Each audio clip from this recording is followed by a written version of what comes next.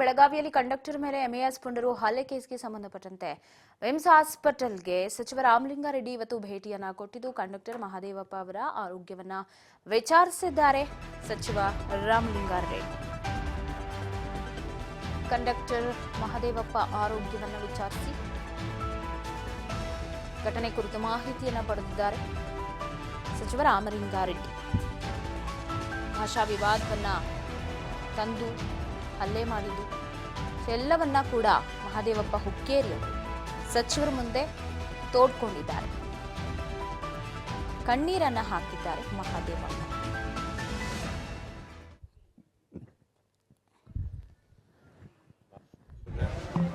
ಆರೋಗ್ಯ ಡಾಕ್ಟರ್ಗಳು ಹೇಳೋ ಪ್ರಕಾರ ಸ್ಥಿರವಾಗಿದೆ, ಏನು ತೊಂದರೆ ಏನಿಲ್ಲ.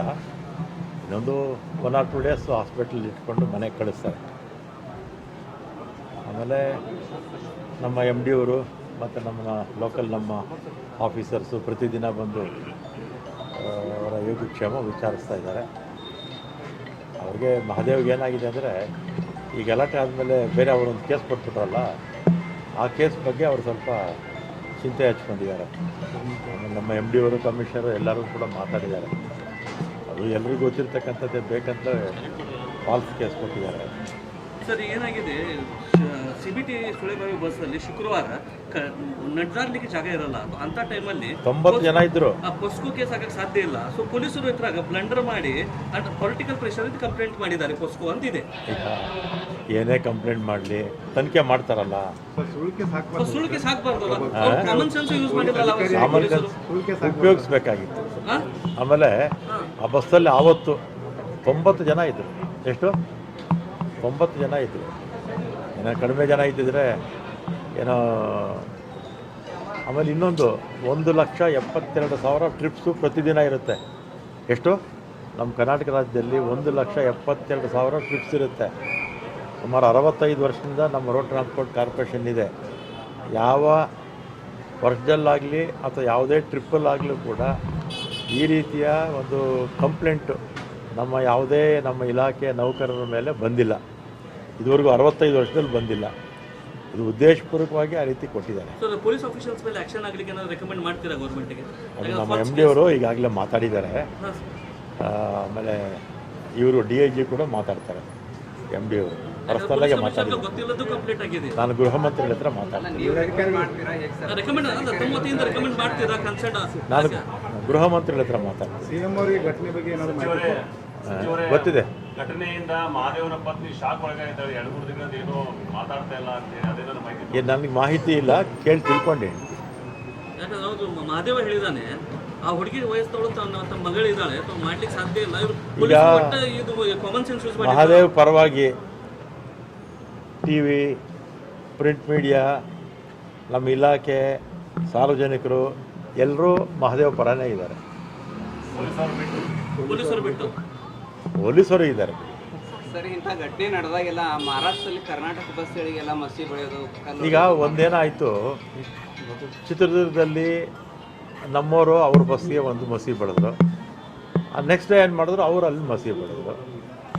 ಅದರಿಂದ ಬಸ್ಗಳಿಗೆ ಮಸಿ ಬೆಳೆಯೋದ್ರಲ್ಲಿ ಅರ್ಥ ಇಲ್ಲ ಅಲ್ವಾ? ಒಂದು ನಿಮಿಷ, ನಮ್ಮ ಬಸ್ಗೆ ಅವ್ರ ಮಸಿ ಬೆಳೀತಾರೆ, ಅವ್ರ ಬಸ್ಗೆ ನಾವು ಮಸಿ ಬೆಳಿತೀವಿ. ನಷ್ಟ 2 ರಾಜ್ಯಕ್ಕಾಗುತ್ತೆ. ಈಗ 2 ರಾಜ್ಯಕ್ಕೆ ಬಸ್ಸುಗಳು ನಿಂತು ಹೋಗಿರೋದ್ರಿಂದ ನಮಗೂ ಸಾರ್ವಜನಿಕರಿಗೂ ಅನಾನುಕೂಲ. ಆಮೇಲೆ ಸಾರಿಗೆ ಸಂಸ್ಥೆಗಳು ಕೂಡ ನಷ್ಟ ಆಗುತ್ತೆ ಅಲ್ವಾ? ಇದೊಂದು ಕ್ಷುಲ್ಲಕ ಒಂದು ಕಾರಣ ಅಂತಲೇ ಹೇಳ್ಬೋದಾ?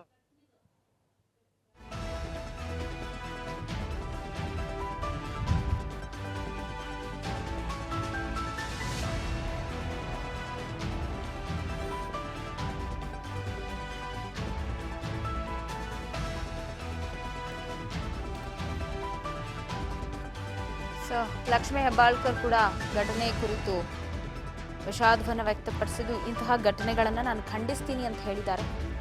ಘಟನೆ ನಡೆದು 5 ನಿಮಿಷಕ್ಕೆ ಕಮಿಷನರ್ ಜೊತೆಗೆ ನಾನು ಮಾತನಾಡಿದೆ. ಏನು ವಿಚಾರ ಅನ್ನೋದು, ಯಾರು ತಪ್ಪಿತಸ್ಥರಿದ್ದಾರೆ ಅವರನ್ನ ತಕ್ಷಣ ಅರೆಸ್ಟ್ ಮಾಡುವಂತೆ ನಾನು ಹೇಳಿದ್ದೆ ಕಮಿಷನರ್ಗೆ.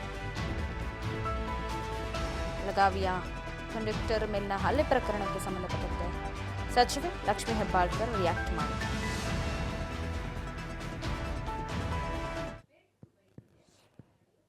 ನಾನು ಅತ್ಯಂತ ಕಠಿಣ ಶಬ್ದಗಳಿಂದ ಖಂಡಿಸ್ತೀನಿ. ಯಾಕಂತಂದರೆ ನಾವೆಲ್ಲ ಬಹಳಷ್ಟು ಸುಮಧುರವಾಗಿ ಎಲ್ಲರೂ ಚೆನ್ನಾಗಿ ಇಲ್ಲಿ ಇದ್ದೀವಿ, ತಮಗೂ ಎಲ್ಲರಿಗೂ ಗೊತ್ತಿರ್ಬೋದು. ಈ ಘಟನೆ ನಡೆದ 5 ನಿಮಿಷಕ್ಕೆ, ನನಗೆ ಗೊತ್ತಾದ 5 ನಿಮಿಷಕ್ಕೆ ನಾನು ಕಮಿಷನರ್ ಅವ್ರಿಗೆ ಫೋನ್ ಮಾಡಿದಾಗ ಕಮಿಷನರ್ ಅವರು ಬೆಂಗಳೂರಿನಲ್ಲಿದ್ದರು. DCP ರೋಹನ್ ಅವರಿಗೆ ಫೋನ್ ಮಾಡಿ ಘಟನೆಯ ವಿವರವನ್ನು ಎಲ್ಲ ಆವತ್ತನೇ ತೆಗೆದುಕೊಂಡು ಯಾರು ತಪ್ಪಿತಸ್ಥರಿದ್ದಾರೆ, ಯಾರು ಸರ್ಕಾರಿ ನೌಕರಸ್ಥರ ಮೇಲೆ ಕೈ ಮಾಡಿದ್ದಾರೆ ಅವರನ್ನು ತತ್ಕ್ಷಣ ಅರೆಸ್ಟ್ ಮಾಡಿ ಅಂತಲೇ ನಾನು ಡೈರೆಕ್ಷನ್ ಅವತ್ತನೇ ಕೊಟ್ಟಿದ್ದೀನಿ. ಅದರ ಜೊತೆಯಲ್ಲಿ ಇವತ್ತು ಎಲ್ಲರೂ ನಾವು ಸ್ವರಾಜ್ಯದ ಬಗ್ಗೆ ಮಾತನಾಡ್ತೀವಿ. ನಾವೆಲ್ಲರೂ ಮೊದಲು ಭಾರತೀಯರು, ಕನ್ನಡಿಗರು. 50 ವರ್ಷದ ಸುವರ್ಣ ಮಹೋತ್ಸವವನ್ನು ನಾವು ಬಹಳ ಹೆಮ್ಮೆಯಿಂದ ನಾವು ರಾಜ್ಯ ಸರ್ಕಾರ ಆಗಿರಬಹುದು ನಾವೆಲ್ಲರೂ ಸೇರಿಕೊಂಡು ಆಚರಣೆ ಮಾಡಿದ್ದೀವಿ. ಸ್ವರಾಜ್ಯದ ಬಗ್ಗೆ ಮಾತನಾಡಿದಾಗ ಭಾರತೀಯರು ಎಲ್ಲರೂ ಒಂದು ಅಂತ ಹೇಳಿದಾಗ 4 ಜನ 5 ಜನ 10 ಜನ ಇಂಥ ಪುಂಡರು ಬಂದು ಈ ಒಂದು ಭಾಷಾ ವಿವಾದವನ್ನು ಎಳೆದುಕೊಂಡು ರಾಜಕಾರಣದ ಬೇಳೆನ ಬೇಯಿಸ್ಕೊಳ್ಬೇಕು ಅನ್ನುವಂಥ ಇದರಲ್ಲಿ ಈ ರೀತಿ ಹೋಗ್ತಾ ಇದ್ದಾರಲ್ಲ, ಅದನ್ನು ನಾನು ಖಂಡಿಸ್ತೀನಿ. ಇಲ್ಲಿ ಎಲ್ಲರೂ ಗೌರವದಿಂದ ಬಹಳಷ್ಟು ಇದರಿಂದ ನಾವು ಭ್ರಾತೃತ್ವದ ದೃಷ್ಟಿಯಿಂದ ನಾವು ಇಲ್ಲಿದ್ದೀವಿ. ಈಗ ನನ್ನ ಕ್ಷೇತ್ರದಲ್ಲಾಗಿದೆ ಘಟನೆ ಅಂತ ತಾವು ಕೇಳಿದ್ರಿ ಮಾನ್ಯರು, ಆದರೆ ನನ್ನ ಕ್ಷೇತ್ರದಲ್ಲಿ ನನ್ನನ್ನು ಇಡೀ ಮರಾಠಿಗರು ಓಟಾಗಿ ಗೆಲ್ಲಿಸ್ತಾರೆ ಅಂತಂದರೆ ಒಂದು ಭಾಷಾ ವಿವಾದ ಅನ್ನೋದನ್ನು ಬೇರೆ ಸಮೇತ ನಾವು ಕಿತ್ತಾಕಿದ್ದೀವಿ.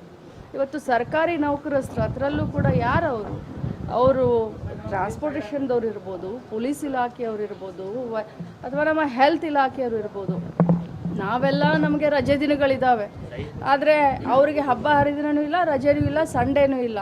ಅವರು ನಮ್ಮ ಸೇವೆಯನ್ನು, ಜನರ ಸೇವೆಯನ್ನು ಮಾಡುವಂಥ ಸಂದರ್ಭದಲ್ಲಿ ಈ ರೀತಿ ಅವ್ರ ಮೇಲೆ ಕೈ ಮಾಡ್ತಾ ಇರೋದು ಅಕ್ಷಮ್ಯ ಅಪರಾಧ.